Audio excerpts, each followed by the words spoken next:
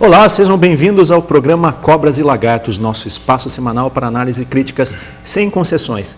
Eu sou o Ney Hamilton e estes são nossos comentaristas, Belmiro Valverde, Hugo Mengarelli e Mário Negrão.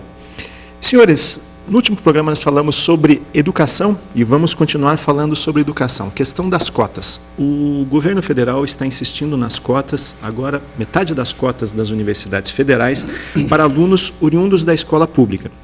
E também se fala num outro tipo de cotas, isso foi noticiado no mês de janeiro, que seria para professores negros, professores afrodescendentes nas escolas, nas universidades federais. Belmiro Valverde, vamos começar com a questão das cotas para os alunos das escolas públicas. Metade das vagas para alunos das escolas públicas vai resolver o problema do ensino no Brasil? Eu acho isso um grande equívoco, né? Porque você, na realidade, você está procurando os culpados de uma forma errada. Eu não canso de contar uma parábola do Abraham Kaplan, que tem um livro famoso chamado A Conduta da Pesquisa, que ele diz que o bêbado estava procurando a chave debaixo de um poste e não achava. E o que estava ajudando ele a procurar não achava também. Ele disse: vem cá, você tem certeza que caiu aqui? Ele disse: não, caiu na frente da minha casa. E por que você está procurando aqui? Ele disse: porque aqui debaixo do poste tem luz, na frente da minha casa é escuro. Né? Nós estamos fazendo a mesma coisa, nós estamos procurando a chave do bêbado no lugar errado. O problema não é você chegar agora e dizer assim: a escola pública tem direito a entrar na universidade pública. O problema é você qualificar a escola pública para que as pessoas entrem nesse. A escola pública tem mérito? Essa é a pergunta? Tem mérito, exato. Agora, o que vai acontecer? Eu quero que os nossos ouvintes e telespectadores guardem para me cobrar no futuro. Vai haver uma enxurrada de gente que vai para a escola pública agora para poder valer desse privilégio. E, ao mesmo tempo, como são pessoas bem dotadas financeiramente, de tarde vão para um cursinho, vão continuar com todas as vantagens comparativas que tiveram, foram bem educados desde o começo, foram bem nutridos e vão se beneficiar de um privilégio que foi criado para a escola pública. Eu acho que isso aí é um atalho muito míope e que deveria ser substituído por um programa efetivamente sério de se valorizar a escola pública. Os resultados do Enem são horríveis. A média no Brasil inteirinho dos resultados do Enem é de 4 em 10, ou seja, do que as pessoas deveriam saber, dos 10, que seria o ideal, elas sabem 4, e no Paraná é a mesma coisa. Das 10 escolas piores em Curitiba, 9 são públicas. Em vez de nós estarmos nos preocupando agora em conseguir uma válvula de saída para os alunos da escola pública, nós devemos nos preocupar em melhorar a qualidade da escola pública que nós oferecemos. Quer dizer, traduzindo, 4 em 10 significa que está abaixo da linha da mediocridade. Exatamente, quer dizer, a mediana seria 5, né? Se você considerasse a metade desse intervalo, seria 5. Agora, nós estamos no Brasil inteiro com 4 em 10, ou seja, com 40 pontos em 100. Como é que você pode imaginar que você, um exame de nível médio no Brasil inteiro, na média, porque se tirasse as escolas particulares que tiverem scores maiores, a média das escolas públicas seria pior ainda, certo? Isso é, então agora você cria sempre essas ilusões. Não, eu vou lá e dou um jeito do cara da escola pública poder entrar na universidade. E chama isso de ação afirmativa. Eu chamo isso de ação equivocada. Hugo Mengarelli, o jornalista Clóvis Rossi, da Folha de São Paulo, escreveu um artigo interessante, onde ele começa fazendo onde ele faz uma afirmação: eu quero minha escola de volta. Ele cita a escola que ele frequentou em São Paulo, uma escola pública, onde havia ensino de inglês, francês, espanhol, latim. E que permitiu que ele se tornasse um dos jornalistas mais conhecidos do país, entre outras coisas, porque essa foi a raiz sólida que o formou. A pergunta não seria essa, quer dizer, não está na hora de nós investirmos de novo nas raízes e no ensino fundamental, em vez de ficar procurando esses atalhos a que se referiu o professor Belmiro? No último encontro eu coloquei, não, que para termos isso tem que ter um projeto nacional. Ou seja, o próprio Clóvis disse que naquela época havia uma classe média que já não existe. Então, havia sim a possibilidade e interesse nessa época de uma escola pública de qualidade. Mas o esvaziamento do Estado, que tem levado a alguns países a uma desegregação monstruosa, caso Haiti, por exemplo, Somália e outros mais, onde são gangues que existem, nós estamos caminhando para esse lado. Então, eu concordo, você tem razão, isso não é a solução. Mas gosto ou não gosto, essas contas me levam a ver gente humilde dentro da universidade. Eu nunca vi isso. Claro que não é a solução. Mas vocês vão acreditar, por mera casualidade, que algum destes governos que estão aí, casados assim, eternamente com esse projeto neoliberal, não vamos ter educação, gente? Não vamos ter saúde? Mas, por amor de Deus, temos que ser todos giles, como se diz na Argentina, otários. Isso é o que eu digo. Se existe um projeto não imediato, sino um projeto de futuro, sem dúvida nenhuma, a escola pública é a escola que deve ser salva por excelência. Nós estamos comentando o que passou com os cursinhos aqui no Brasil. Os cursinhos foram os lugares que criaram todas essas universidades privadas que estão aí, através de um dinheiro que pagou aquele que puderam pagar, porque o povo não pode pagar isso. Dizem que eu estou aqui só para ter... E a questão é a seguinte, né? Os cursinhos, se a gente for analisar filosoficamente, eles são uma distorção do ensino, porque eles foram criados para suprir a deficiência do ensino fundamental para chegar à universidade. Eu, pela experiência da Argentina, eu levantava, desde que entrei há 28 anos dentro desta universidade, por que esses cursinhos não fazem a própria universidade? Agora sim, parece que a universidade vai querer fazer os cursinhos, porque deveria ser, e cada faculdade com seu próprio cursinho. Quando eu entrei em Filosofia e Letras, eu tive 5 disciplinas ligadas às ciências humanas. Por que eu vou estudar matemáticas aí? Ou anatomia? Se eu vou trabalhar as ciências humanas. Me entende? Então, ou seja, um pouco de racionalização na questão. Essa é uma questão muito mais ligada à concepção francesa, à concepção europeia de ensino. Muito bem. Agora, nós poderíamos fazer isso, mas, com todo respeito, em um primeiro momento, eu fico dizendo, sim, é verdade. Uma vez, um aluno me disse, professor, essa questão das cotas é querer tampar o sol com a peneira. Digo, tem razão, filho. Mas se pode fazer outra coisa? A ver, me diga que se pode fazer outra coisa. Quem faz isso outro? Porque quantos anos estamos com democracia? Há 20 anos. Será que em 20 anos não aprendimos ainda que nós precisamos reforçar isso?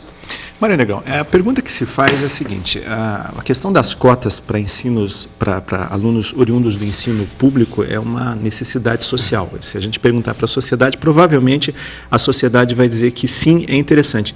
Mas e do ponto de vista da universidade? Se a gente fizer essa pergunta para a instituição universidade, é interessante esse aluno dessa escola pública que nós temos hoje, que é uma escola reconhecidamente e com medidas para ele, quer dizer, ela já foi medida, essa escola pública brasileira, ela é fraca, isso é interessante para a universidade brasileira, para o desenvolvimento do país, se a gente pensar a universidade como uma ferramenta de desenvolvimento de um povo? É interessante se quiser fazer do ensino uma questão puramente fisiológica. Quer dizer, se alguém que está encarregado disso fica satisfeito de dizer que conseguiu cumprir a tarefa e educar tantas pessoas e que a metodologia não importa, né, seria uma solução. Para fins estatísticos é fantástico. Para fins estatísticos é fantástico. Agora, para fins práticos, eu acho o seguinte, é jogar dinheiro ruim atrás de dinheiro podre. Né?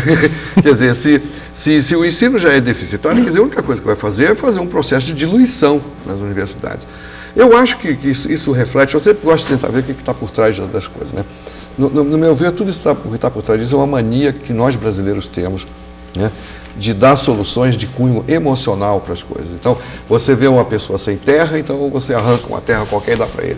Você vê uma pessoa sem instrução, você arranca uma instrução qualquer e dá para ele. Não é? Quer dizer, é mais... Você está dizendo de uma certa forma que isso é uma espécie de esmola? Não, eu estou dizendo que é pior. Eu estou dizendo que isso é um alívio emocional. Quer ver uma coisa? Mas a esmola é um alívio emocional. Quer ver? Ó, tem dois tipos de pessoas que pagam conta em dia. Um, porque gosta de ver o telefone funcionando. E outro, porque ele se sente mal de ser cobrado. Então o indivíduo vai pagar porque se sente mal. Falta uma terceira. Aquele que paga porque ele se sente mal não pagar. Sim, essa é a coisa moral. É o segundo? O segundo se sente mal porque os outros falam para ele que não paga. Mas de qualquer forma, isso reflete o pensamento de um grande pensador chamado Gregory Bateson, que falou que elaborou uma teoria sobre a mudança, uma teoria muito interessante sobre mudança. E ele falou de mudança de vários graus, né? De primeiro e de segundo grau, esse tem 3. De primeiro e segundo grau. Mudança de primeiro grau é uma mudança... Havia uma mudança paradigmática. Paradigmática. Hoje o Mário está com 2 e o Hugo disse, não são 2, são 3. Esse é o Mário na versão light e o Hugo na versão extended. A mudança de primeiro grau é uma mudança de aparência só. Então eu acho que isso é uma mudança de aparência. Criar cotas para a universidade, não, eu concordo com o Vitor, não é a solução, é um tapa-buraco. É uma coisa emocional, é uma coisa que faz as pessoas sentirem que estão fazendo alguma coisa para as pessoas desfavorecidas, é protecionismo de novo. Eu queria, assim, saber quando é que nós vamos ficar, até quando o Brasil vai ficar mergulhado dentro de populismo e dentro de protecionismo. Quando é que a gente vai entender que passar band-aid não resolve? A gente tem que ir no âmbito da questão. E o âmbito da questão é o seguinte, eu concordo com o que vocês falaram, nenhum governo merece respeito que não dá um mínimo de atenção para a educação e para a saúde. E isso tem sido assim no Brasil desde o início. Eu nunca vi nenhum presidente que ligasse para a educação. Nenhum. Então nós temos que botar a mão na consciência. O que nós temos como país? Nós queremos ficar doentes e nós queremos ficar ignorantes. E a gente faz tudo para manter esse status quo. Será que nós estamos falando de... Quer fazer alguma colocação? Não, eu quero pegar um bonde andando nessas duas coisas. Eu não concordo muito, né, com essa ligação neoliberalismo e falta de projeto. É o seguinte, para começar, os países que são escarradamente neoliberais, como é o caso dos Estados Unidos, têm um sistema educacional público muito bom. Claro. Você tem os países orientais que investiram na educação, como a Coreia, por exemplo, que é um país capitalista puro, muito praticamente, bom, né? A Tailândia é a mesma coisa, a Malásia é a mesma coisa. Eu não vejo muito essa ligação. E a segunda coisa que eu acho que a gente sempre escapa dessa discussão é o seguinte, são dois né, economicamente. Uma delas é a seguinte, a sociedade brasileira está transformando a educação e a escola no lugar de expiação dos seus pecados sociais. Então, você foi racista no passado, então eu tenho que pegar a universidade para poder expiar esse pecado. Ah, você foi iníquo no passado, então a universidade vai expiar esse pecado. Né? A primeira coisa é essa. A segunda é a seguinte... E aí eu já estou subindo o Gólgota. A universidade virou o altar dos sacrifícios. Sacrifício. Agora eu vou subir o Gólgota para ser crucificado de novo. Nós temos que meter na cabeça que o grande compromisso da educação não é com a democracia de procedimentos. O grande compromisso com a educação é com a excelência de transformar as pessoas para melhor, para fazer as pessoas saírem da escola melhor do que entraram. Agora, por que adianta você sair com o título História do Rei, Vitório Emanuel? Você vai fazer marquês, pronto, você agora é marquês. Mas o que significa isso? Você agora é doutor. Mas se o mercado de trabalho, se a vida recusar a ele esse título, o que adiantou para ele? Nada. A obrigação da universidade, a obrigação da educação é fazer as pessoas saírem melhor do que entraram. E não é esse compromisso de, bom, agora eu vou dar um jeito de você entrar para fingir que você é igual. Pois não, claro. Sim, eu queria só colocar, quando falo de neoliberalismo, não lo generalizo internacionalmente, lo coloco mais nos países do terceiro mundo, e o nosso país e os vizinhos, na qual tem um compromisso muito grande de mostrar, por exemplo, um certo subservilismo não, com os programas econômicos, então aí sim a educação e a saúde ficam do lado. Eu concordo, Chile, por exemplo, é um país que não está com esse problema, entende? Nós já falamos de estar entre corchetes, né, como você falou. Então, não estou querendo dizer que tudo é em torno disso. É como nós, diante de certas questões, nos colocamos. Desculpa.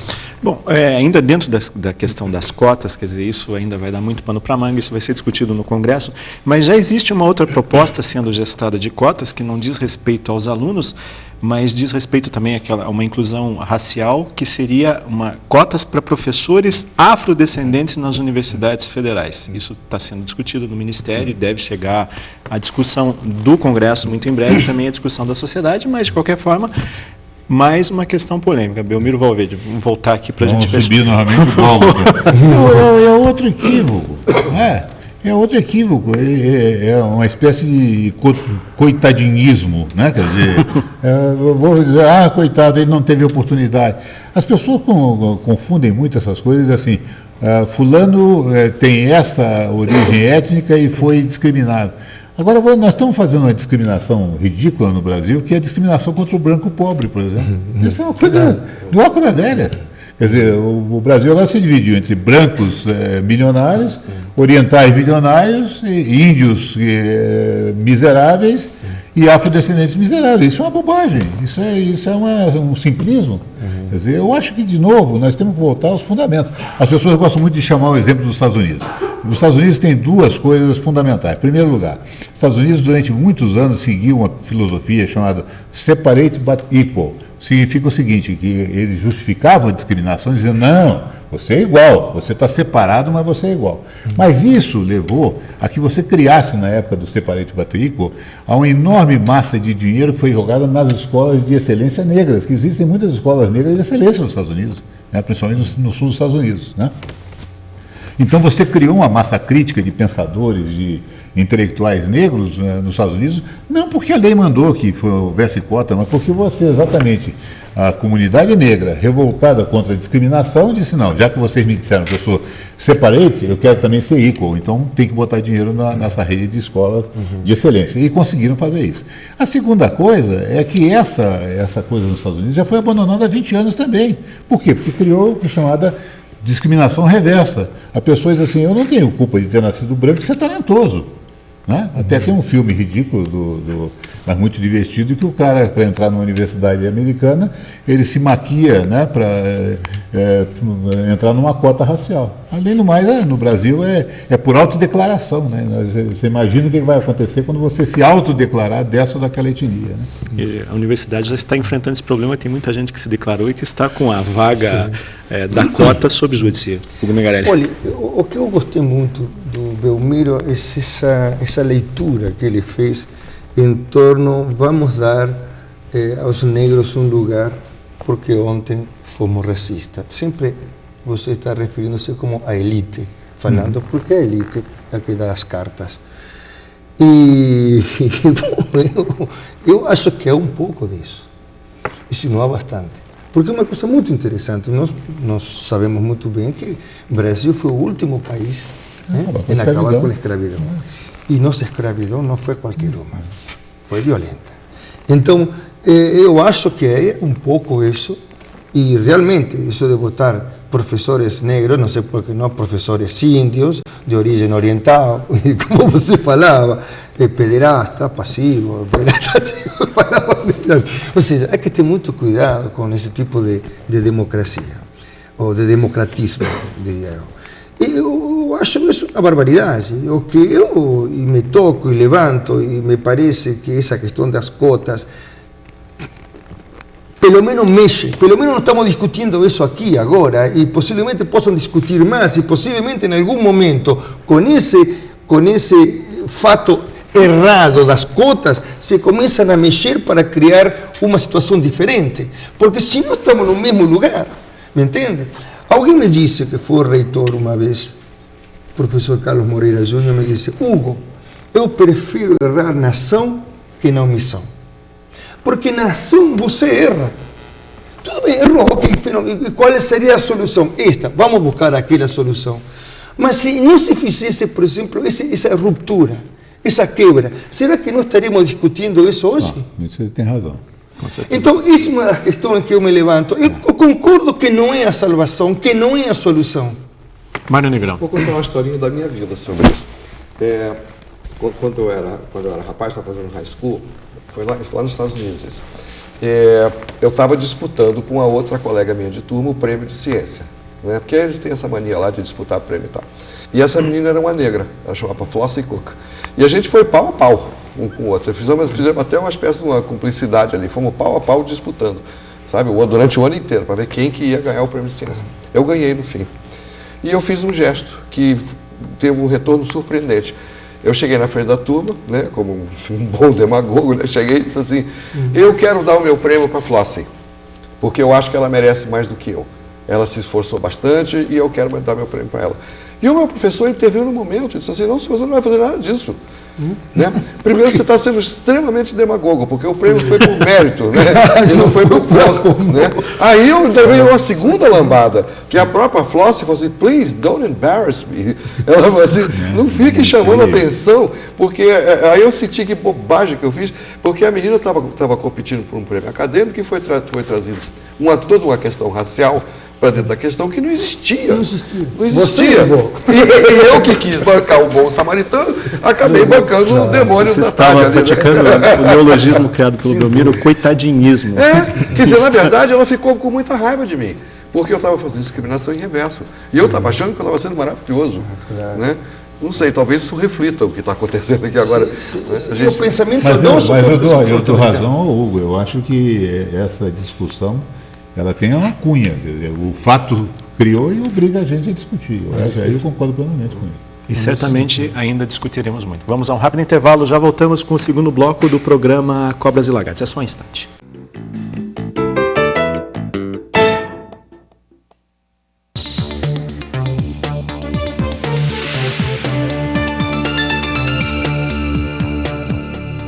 Dúvidas sobre convênios. Manual de Convênios da Universidade Federal do Paraná. Contratos, prestação de serviços, convênios, termos de cooperação, termos aditivos, normas internas, normas externas. O Manual de Convênios foi criado com a finalidade de consolidar as normas que regem as relações da Universidade Federal do Paraná com seus parceiros. O propósito deste Manual de Convênios é exatamente colocar nas mãos de todos os usuários da UFPR os procedimentos a serem seguidos na elaboração de seus projetos. Ganhando agilidade na elaboração destes acordos, ganha-se tempo para a execução deles. O Manual de Convênios pode ser acessado através do portal da UFPR no link Serviço, clicando novamente no link Manual de Convênio ou pelo telefone 360-5311.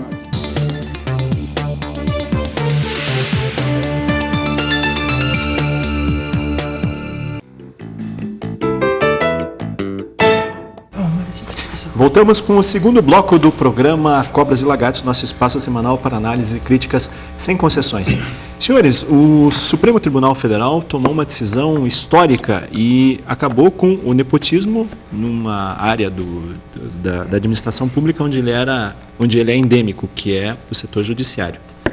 Isso abre precedente, Mário Negrão, para que nós venhamos a acabar com a praga do nepotismo no Brasil? Abre sim. Abre, graças a Deus que abre, porque o nepotismo é uma praga, né?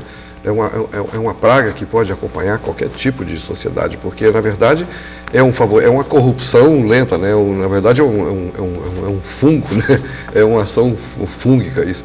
Então, foi muito bom mesmo que o governo tomou essa medida. Tomara que isso acenda o caminho para outras medidas, que não é só o nepotismo, não. Nós estamos falando de vícios, né? Um dia a gente podia fazer um programa só sobre os nossos vícios inconscientes, né? Nepotismo é um deles. Sugestão anotada. Se a gente ficar livre do nepotismo, já ficou livre de uma grande coisa. Depois tem outras coisas piores ainda para se livrar. Mas o nepotismo é um grande passo. Graças a Deus aconteceu. Você acredita que isso é um marco para uma revolução moral nos costumes políticos do país, Hugo Mengarelli? Ou é apenas mais um... Não. E vou explicar por quê. Me parece a mim, desculpa, não quero dizer que eu sou dono da verdade, nem perto, mas me dá a impressão seguinte. Quando eu vejo que as coisas 880, eu não acredito muito. Porque... de repente, você toma um cargo e em tua família tem gente competente e não pode assumir nenhum papel dentro porque é parente teu. Também não é justo isso. Cargos comissionados, né? O concurso público, convenhamos, né? Não. Comissionado, inclusive. Acontece que é diferente o uso que se faz aqui. Porque o problema não está na contratação. O problema não está nas leis, o problema está naquele que ocupa esse cargo. Porque eu conheço pessoas que ocupam cargo e não contratam familiares. Entende? Ou não existe isso? Existe pessoas. Então, o problema está aí está. A raiz está em outro lugar. Nós mudamos as leis, mas os porcos continuam os mesmos. Me entende? Isso é a questão que eu levo quando digo que nós temos questões estruturais. A questão dos vícios, talvez, nos leva a pensar um pouco isso. Né? Porque eu não sei se isso vai mudar muito. Claro, de repente, cortou a questão do nepotismo, não se pode contratar ninguém, me entende? Ninguém que é de tua família. Mas de repente, alguém de tua família pode ser muito importante para o trabalho que você vai desenvolver. Isso é o que eu me levanto. Isso 880. Por quê? Porque nós não temos o 44 ou 40 no meio do caminho. Isso não tem maturidade para isso aí. Exatamente. Isso é o que eu quero levantar. Não quero dizer que não seja importante isso. Claro que é importante, mas não é a solução para mim. Primeiro, Valverde, concorda com o Hugo que seriam os dois extremos, o branco e o negro, e não existem as cores intermediárias nesse espectro? O nepotismo deveria ser tolerado numa certa medida. Lamentavelmente é difícil fazer uma qualificação, né? Agora, o que eu acho, né, é que a coisa ainda vai um pouquinho além, que é o seguinte: não devia existir o cargo em comissão. Claro. O cargo em comissão, como existe no Brasil, é uma excrescência, é um anacronismo. Porque o cargo em comissão no Brasil foi criado nos anos 30 como uma ferramenta. O Maurício Nabuco, filho do Joaquim Nabuco, que foi o grande modernizador daquela época, era um ingênuo e fez um plano de racionalização da administração brasileira.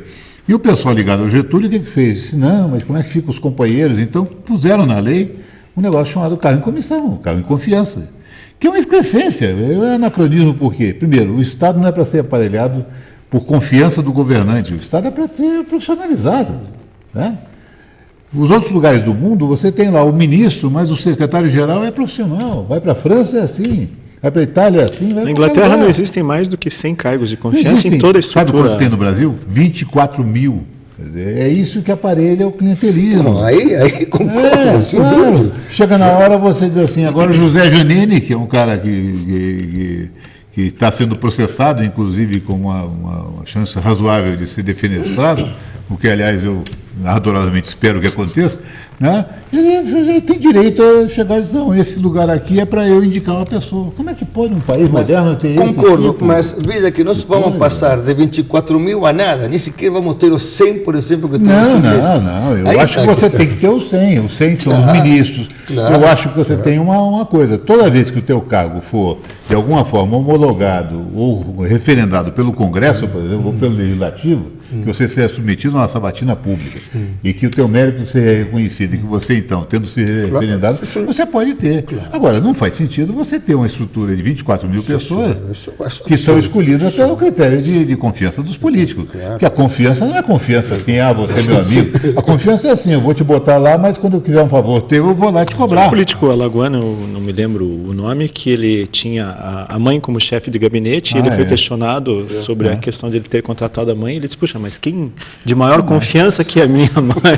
Exatamente. Né? Quer dizer, nessa altura ele tinha mamado na mãe e estava mamando nos cofres públicos. E a mãe estava mamando nos cofres públicos. É uma bela figura. Devolveu a mamada. Mário Negrão. Mário Negrão. Eu acho que tem uma consideração aqui histórica interessante de ver. Veja que todo o processo civilizatório, né, se a gente analisar toda a nossa história da humanidade, sempre caminhou da individualidade para a convivência familiar, para a convivência de Estado. Não é? Então, qualquer coisa que vai do Estado de volta para a família é um retrocesso, né, um retrocesso histórico.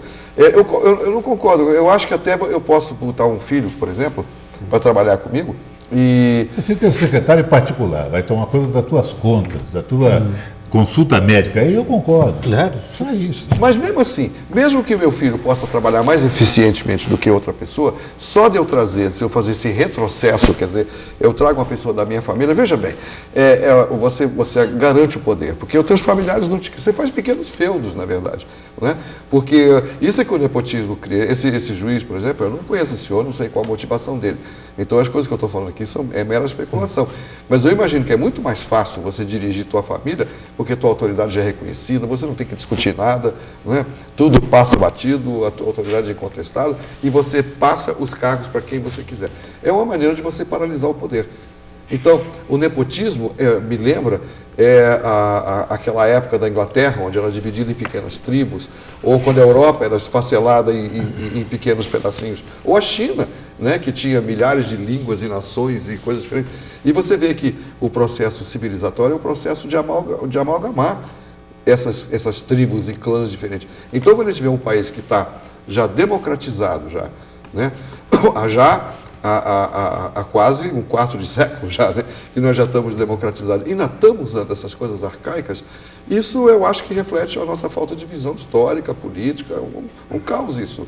Então o nepotismo, para mim, não é só o valor imediato, sabe, da corrupção que é e da facilidade que é para quem gera uma família, ou um clã, uma tribo dessas. É mais esse retrocesso histórico. E toda vez que você faz um retrocesso histórico, você prejudica as pessoas do país. Eu acho que... Você estava falando de uma possível tolerância a um certo tipo de nepotismo, seria o nepotismo esclarecido? Em parte poderia até ser isso, mas eu, por exemplo, não posso concordar que nós avançamos a uma divisão cada vez mais do privado com o público, nós avançamos uma mistura total do público e privado. Os gregos e os romanos tinham a questão público e privado muito bem dividida, muito bem conceituada. Lamentavelmente isso começou a se misturar e hoje uma mistureba onde realmente a saída para o nepotismo era a coisa mais normal, no sentido perverso da questão, não no sentido que pode ser, como vocês falam, um nepotismo ilustrado, né? Esclarecido. Esclarecido também, o ilustrado pode vir também, né? Porque, em última instância, às vezes, uma pessoa está num lugar e não é dono de tudo, e de repente, sim, tem pessoas nas quais ele pode descansar. Como a mãe, por exemplo. Não, estou brincando. Não é esse nível. Mas quero dizer, nesse ponto, a mim me parece que a questão do nepotismo é a confirmação do que nós avançamos a uma mistura absoluta do público e do privado, e isso se vê claramente pela declaração daquele baixinho corrupto que foi presidente da Câmara, Severino Cavalcante, quando disse, mas meu filho, diretor, não me lembro de que coisa era no Nordeste, ele tem um diploma universitário, né? Ou seja, é o fim da picada. Né? Agora, Belmiro Valverde, culturalmente o Brasil, da década de 60 para cá, desenvolveu uma teoria que é a famosa lei de Gerson, de gostar de levar vantagem em tudo. Será que se perguntar para as pessoas, será que no fundo elas não diriam assim, puxa, mas se eu tivesse um cargo público e tivesse caneta e tinta para nomear alguém, eu não nomearia também uma irmã? Essa é uma tragédia cultural, né? O velho Guerreiro Ramos, um dos trabalhos dele, foi muito interessante, que ele fez uma pesquisa em São Paulo junto a candidatos ao magistério público.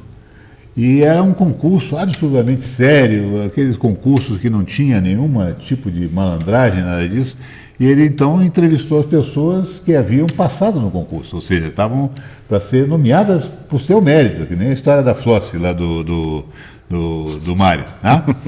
E daí perguntou, vem cá, e você pretende falar com algum político? Eu disse, vou falar sim, porque sempre ajudam, pessoal, sempre ajudam. Nós temos isso enraizado, são as obrigações do compadrio. Você tem obrigação com o teu parente, se você não nomear o teu parente, ele vai ficar ofendido com você. Mas isso tem que ser, de alguma forma, vencido, né? Você tem que chegar e dizer, não, eu não posso te nomear, mesmo querendo te nomear, eu sei que você é uma pessoa muito legal, está precisando, mas a lei não me permite. Eu acho que às vezes a lei tem esse papel. Né? Mas a lei própria tem que ser, não a lei que tem que vir de fora. Você sabe. Agora, a gente está falando do governo federal que tem 24 mil, o estado do Paraná tem 7 ou 8 mil também, não é tão fora de... Não é tão distante das nossas fronteiras, não. Sabe? Mário Negrão, essa questão da lei de Gerson, você acredita que a lei real, a lei que foi aprovada, foi confirmada pelo Supremo Tribunal Federal, ela vai mudar essa questão cultural também? Quer dizer, daqui a alguns anos o nepotismo vai ser apenas uma triste página virada na nossa história? Olha, eu, como sempre apoliano que sou, acredito que sim. Né? E eu acredito assim... Por três fatores? E eu acredito que uma vela, né, pequena que se acende na escuridão ainda é um ponto de luz. Olha, um dos vícios que nós falamos é o nepotismo. O outro vício que nós temos no Brasil é o congelacionismo. Quer dizer, a gente se congela em posições aqui, diz que não vai dar certo, que não adianta, e ficamos nisso. Puxando daqueles nossos vícios aqui, você... Esse é um dos vícios que eu acho terrível no brasileiro. O brasileiro tem... Você sabe que para fazer diagnóstico de depressão existe uma opção de critérios, né? E um dos critérios é o negativismo. Quer dizer... Você não vai dizer que o brasileiro é um povo depressivo? Eu acho. Eu acho que é mesmo. Eu não diria... Maníaco depressivo? Eu acho. Psicótico? Eu acho que, não, psicótico eu não diria. Mas eu acho que o brasileiro, como a nação, tem um comportamento nitidamente bipolar. A gente fica eufórico, depois a gente deprime, a gente nunca acredita em nós mesmos. Né? Se você for olhar e aplicar a grade que a gente usa, que eu uso no dia a dia para fazer diagnóstico de depressão, e você botar essa grade no Brasil, olha, o Brasil sai perigando que tem que tomar um antidepressivo mesmo. Né? Porque nós temos as características de um povo deprimido, sim. Eu às vezes eu fico pensando, será que nós temos as características de um povo deprimido ou um povo em desenvolvimento? Não é? Mas eu acho que é depressão mesmo. E esse derrotismo é um deles. Você nota que toda medida que a gente vai tomar aqui, a primeira coisa que as pessoas não adianta. Isso é pouco. Isso não vai mudar nada. Né? E esse derrotismo... Mas eu aprendi na minha vida que os pequenos movimentos são os que me levam longe. Todas as vezes que eu fiz um movimento grande, eu não fui muito longe, em última análise. E quando eu fiz movimentos pequenos, eu fui mais longe. Então, movimentos pequenos, às vezes, levam a gente muito longe. Então, eu acho sim, né? Eu acho que no começo a gente não pode, nunca não podemos nos abstrair de abrir mão de uma chance de melhorar. Né? Tanto como indivíduo, como nação. Se eu tiver uma chance de melhorar como pessoa que seja só um pouquinho, isso é melhor do que nada. Então, graças a Deus que veio, tomara que venham mais coisas. Sabe? Tomara que a gente consiga mesmo delimitar todos os nossos vícios e ter a vida que nós merecemos. Hugo Mengarelli, o fim do nepotismo, ainda que seja por decreto, e nós vamos ter que evoluir muito para isso, ajuda a diminuir sua depressão, que é uma amálgama brasileiro portenho. Eu, apesar de que eu não estou muito convicto na questão, me parece que é importante pelo que foi também na discussão anterior, porque isso vai levar à discussão. Isso vai levar a pensar, tal assim que estamos discutindo isto aqui. Nesse sentido, se isso avança para uma discussão mais séria sobre a questão, me parece que é importante. É importante porque, pelo menos, uma medida diferente que venha a calhar neste instante. Mas eu não confio muito na lei dos homens. Eu acho que se nós não temos uma lei própria, depois te falava que uma coisa é você sentir-se cobrado de fora e outra coisa é sentir-se cobrado de dentro. Porque se você rouba, ninguém te vê, você acha que tudo bem, ninguém me vê, continua sendo isso para os outros, mas se você toma consciência, você já não tem mais a identidade que tinha antes. Ora, aquele que se cobra consigo mesmo, esse não tem problema de estar dando conta aos outros. Parece que isso é uma questão que tem morrido. Eu não sei se isso vai voltar. Entende? Porque eu não sei mas as leis, de certa forma, elas muitas vezes servem como um lastro moral para as pessoas. Moral, mas a questão que o ser humano... Ela delimita um sim, espaço... moral, mas eu estou colocando a questão no campo da ética, que para mim é diferente do moral. A ética é uma questão da lei divina que a gente carrega, como dizem os gregos.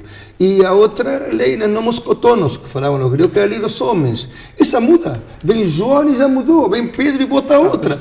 Essa questão que eu chamo, para terminar, que quero botar uma diferença. Eu espero, sem ser poliana, eu espero que isso provoque alguma coisa. Eu tenho minhas dúvidas se não existe uma outra possibilidade de quebrar, por exemplo, há que tirar vantagem em tudo. Isso sim, isso de repente, não sei se essa lei consegue fazer isso. Mas aí vamos botar em prática já. Olha só, nós estamos deprimidos mesmo, porque nós não nos permitimos nada. Se você olhar a história dos Estados Unidos, né, momentos que qualquer americano tem vergonha de dizer que é americano. Teve momentos que os ingleses teriam vergonha de dizer que eram ingleses. Eles estavam crescendo. Eu tenho vergonha de lembrar das coisas que eu fiz quando adolescente. Eu duvido que não tenha pessoas que também não tenham. Né? Que quando chegar lá para São Pedro vai passar a adolescência em branco, que não quer nem falar daquilo, de tanta coisa horrorosa que aconteceu. E por que nós não nos damos a folga para crescer? Porque o erro é um instrumento pedagógico. Para mim é o melhor instrumento pedagógico que existe. E aí de quem não compreende isso, quem não compreende isso não cresce. Nós temos que aprender com os nossos erros. Porque os nossos erros é que nos empurram para frente. E nós temos uma má vontade conosco que parece assim, casamento de 35 anos, sabe? Um já está com aquela má vontade com o outro que não quer nem olhar para a cara. Eu tenho 38, não cheguei nessa fase ainda. Belmiro é doutor em administração pública. Que tipo de influência negativa o nepotismo traz para a engrenagem da máquina pública do país, Belmiro? Dá para medir isso? Dá, eu acho que foi um ponto que o Hugo ou o Mário levantaram, não me lembro qual dos dois, que é exatamente a questão da autoridade já constituída. Você mistura duas dimensões. Na vida empresarial existe um axioma que diz assim: nunca contrate alguém que você tenha dificuldade de demitir. Por quê? Porque é difícil você demitir teu irmão, né? A não ser o Mussolini, que demitiu o genro dele e depois fuzilou. Né? O Conde Galeazziano, que o filho escreveu um livro patético chamado "Il dia que il nonno ha fatto fusilare papà". Você imagina, né? Mas é difícil, né? Então, eu acho que quando você aceita que você tem um parente numa função profissional, você automaticamente está criando uma mistura entre o privado e o público, como levantou o Hugo, né? Eu acho que isso aí é um vício de origem, isso é um pecado original. Quer dizer, agora você tem no segmento, existe uma coisa que vai ser mais importante, é que o presidente do Congresso, o presidente da Câmara, com aquele seu ar catatônico, né? O Aldo Rebelo já disse que vai colocar... Parece um boneco de Olinda? Parece um boneco de Olinda, né? Em 1600 não sei quanto, Maurício Nassau chegou, né? Ele já declarou que vai colocar em votação uma regra para o Executivo e para o Legislativo. Olha, vamos nos lembrar que o Brasil tem 5.600 municípios, né? E se isso passar, realmente, daí sim é uma revolução cultural. Quer dizer, se você... Porque daí a burocracia se encarrega do resto. Daí o Tribunal de Contas já diz, você pagou um parente teu, então isso aqui é ato nulo de plano de direito, daí todos os rigores da lei caem sobre a pessoa. Isso que é o outro lado do país formalista. De um lado é difícil de mexer, mas quando ele mexe, a burocracia vai em cima. Muito bem, agradeço muito a participação de vocês, agradeço a sua audiência. Por hoje, o programa Cobras e Lagartos fica por aqui. Até a próxima semana.